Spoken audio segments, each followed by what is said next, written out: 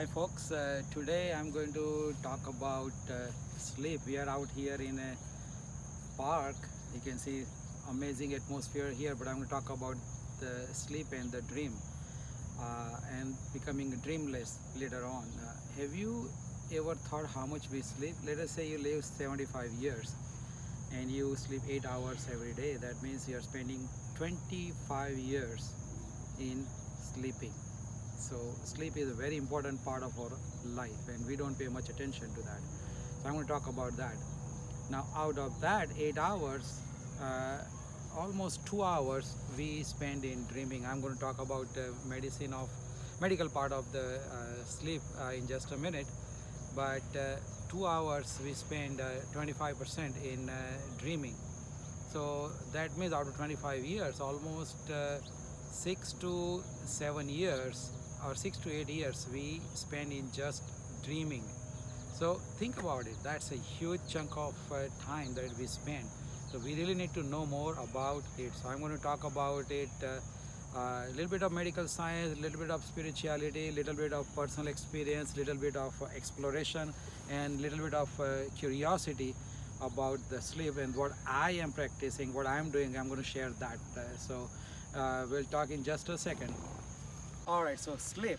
Sleep is divided into two main parts, slow wave sleep and non-slow wave sleep. Basically, the first part of the sleep where you have different kind of waves that you can record by putting EEG on your brain, it's called slow wave sleep. What happens that when you are awake, your brain has activity like this, okay?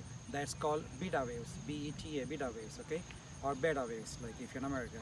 So, and then when you are between sleep and wakefulness, like going in and out of sleep and wakefulness, that is when your brain starts slowing down.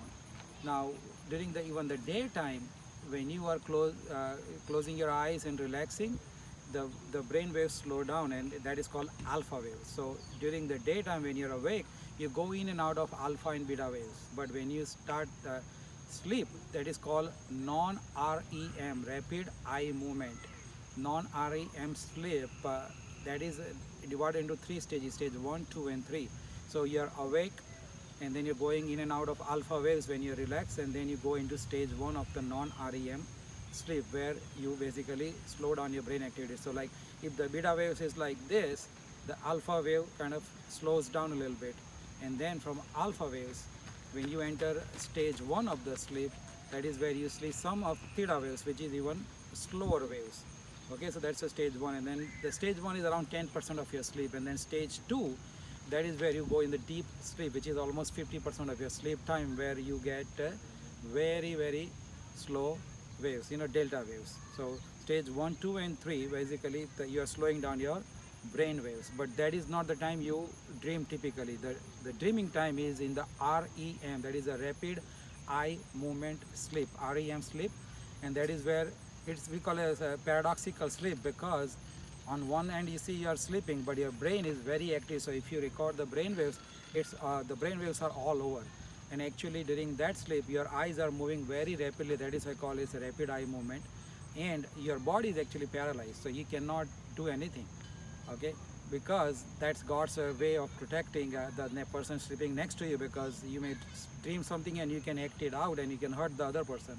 So you're kind of more or less paralyzed. You can have a little bit of movement, but more or less paralyzed. So that is called rapid eye movement sleep. So when you start, the sleep cycle goes in the 90 minutes, around 90-minute cycle, and you go through around 5 to 6 or 7, depending upon how deep sleeper you are, that many cycles in a per night. So we're going to focus on the REM sleep, because that is almost 20 to 25% of your sleep time where you are dreaming, and that is where we are going to focus the dream, the part that you spend exploring your subconscious. So we'll talk about it in just a second, okay?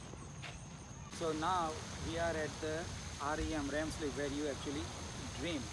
Now, have you ever woke up in the morning and say, wow, I had a great night, I saw a lot of dreams but could not remember anything, and you got frustrated? Well, it happens to almost everybody. Once in a while you go through this. So how do you remember your dreams? Because many times you think that, oh, you had a dream, but you cannot recall anything. So obviously you need to have a good sleep hygiene. Probably I'll talk about the sleep hygiene in another video, but this video I'm going to focus on the dream part. So before you go to the bed, you tell yourself that today I'm going to remember my dreams. So it's not going to happen on day one, but if you keep telling yourself repeatedly every day, eventually you will be able to remember your dreams. And what I do is, in my phone I have a Microsoft OneNote app, and in that I have created dream journal. So I keep the page that I will be writing my dreams open. So what happened that every night we go through the cycles of the sleep. So every 90 minutes or so we actually wake up. We may not realize it for 1 or 2 seconds. Once the cycle is finished, before next cycle starts, for a brief moment we wake up. So, and that is the end of the REM sleep. When we finish dreaming, we wake up and then we go back to the sleep. So when I keep telling myself repeatedly that I'm going to remember the dream, I actually wake up 1 or 2 times in the night after I finish seeing the dream, and then I pick up my phone and start dictating. And sometimes I don't even know what I'm talking, but whatever it is, I just dictate, because it's hard to write down when you are sleepy. But some people have found it useful to keep a pen and diary next to their bed, with a pen with the light, so that the person next to you doesn't get disturbed in the night, and you can write it down. And probably in the night you won't be able to write clearly. Whatever words comes to your mind, you just write down, so in the morning you can kind of make sense out of it. Now you might think that, well, waking up like this may disturb my sleep, but typically no, because you don't even know that you actually woke up. Many times when I dictate it, I don't even remember that I dictated something. When I wake up in the morning and I see my OneNote app and I see it and say, wow, I dictated something last night. So but if your sleep is getting disturbed, then don't do this step. So go to the next step, which you can do anyway, even if you are dictating in the night, which is when you wake up in the morning, don't open your eyes right away, because typically in the morning you wake up from the REM sleep, that is the dreaming sleep. So when you wake up, keep your eyes closed for at least few minutes, because that is if you open your eyes quickly, then you will forget all your dreams. But if you keep it closed, there is a good chance that you will remember at least half of your dream, not in complete detail, but to some extent.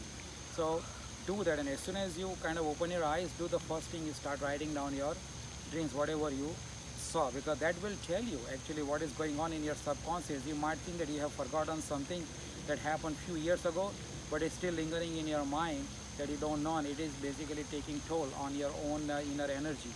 So that will clearly tell you, and that will clarify things in your mind. So do write down those dreams every day, and then every few days just review those dreams, so you know that, wow, this is what I was dreaming. So just make it a habit. Every day you may not remember everything, but eventually you will start remembering a lot of your dreams, and it will tell you a lot about yourself, a lot about your life. So what to do with those dreams and all those things, I'm going to talk in just a second. Okay, so enjoy the view behind me. Alright, so now you know how to write down the dreams, but once you write down, and if you cannot do anything about it, what's the use of writing this down except knowing what's going on in your life? But that is the past. You have to be able to use it for the future. So how do you do it? So every night before you go to the bed, you basically tell yourself what you want to see in your dream today. And that's what I do. Many times I become successful in seeing what I wanted to see. Like if you want to go to the moon, just tell yourself, today I want to go to the moon. So that way you can decide the dream that you want to see, and the empowering dream that you want to bring to your life, because more and more you get that feeling through the dream, eventually it becomes a physical reality. So I tell myself what I want to see in the night, but that is not the crux of it. There is one more step to that. Now you can decide what to see, but there is one more step where you can actually become aware that you are dreaming. Have you ever had that experience happen when you are dreaming and you actually know that you are dreaming? So that is not a fiction, that is actually a reality, and that is called lucid dreaming. So being aware of dreaming is lucid dreaming, and that should be your goal, that every night you should be able to lucid dream, where, for example, let's say you decided to go to the moon, and you are in the space shuttle, and then you start dreaming and say, wow, I'm dreaming now. So then you say, well, I don't want to go to the moon, I want to go to Mars. So you take your space shuttle to the Mars. So I'm just giving a broad example, but this can be anything in your life, any problem, like if you're stuck, then you say, well, I want to go this way, and suddenly you will see that new avenues will start opening up as far as your problems in the lives are concerned. You will automatically find some solution, and it's a lot of fun sometimes, like if you want to hang out with your favorite celebrity, you can dream about it and then you can take it to whatever extent you want to take it.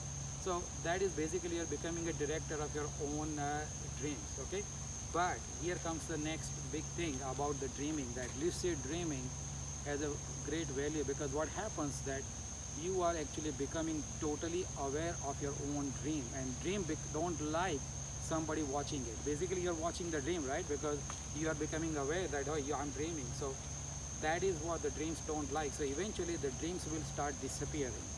Okay, and then you will have a totally dreamless life. So that is the ultimate goal, is to become dreamless, okay, from the dreaming. Now how do you, now let us rewind a little bit. In the lucid dreaming, how do you achieve that lucid dreaming state where you can say that I'm dreaming?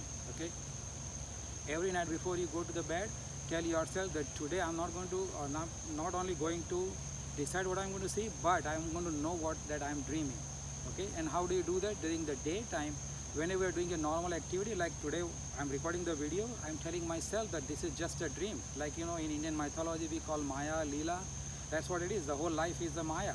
So he said this, everything is a dream. Whatever I'm, like Kashmira is recording the video right now, but for me it's just a dream.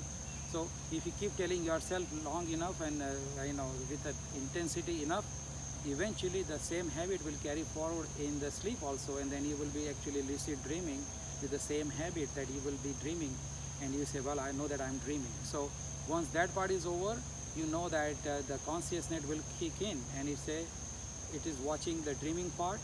So then that will disappear. So you become completely dreamless. So that was my whole goal, to take you from the journey of having a good sleep, the sleep stages, to writing down the dream, to directing your own dream, lucid dreaming, and becoming dreamless. So that is the ultimate life, to become dreamless, because when you're dreamless, you become totally different person, because you're totally aware while you're awake or sleep, doesn't matter. And that awareness, the consciousness is everything, and you will act with different intensity in the life. You will be totally in the present moment, and your life will be totally different. So I enjoyed sharing with you about this sleep, dreaming, and dreamlessness in this beautiful park, the Memory Park in Atlanta, Georgia.